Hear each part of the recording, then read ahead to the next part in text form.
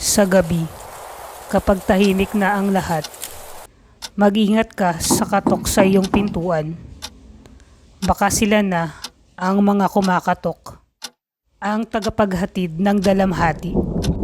3 estranghero, 1 dalaga, 1 lalaki, at 1 matanda.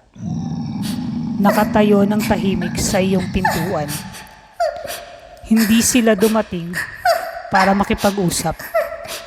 Ang kanilang pagbisita ay isang palatandaan na may mamamatay sa iyong tahanan.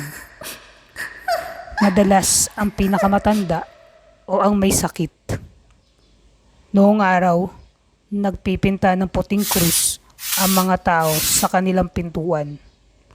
Umaasang mapapalayas nila ang mga kumakatok. Ngunit sabi ng marami, kapag narinig mo na ang katok, hindi mo na ito matatakasan.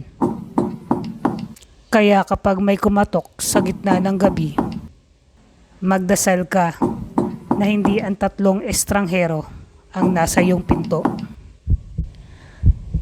May kwento ba kayong gustong ibahagi? Padala nyo na rito sa Dilim Chronicles.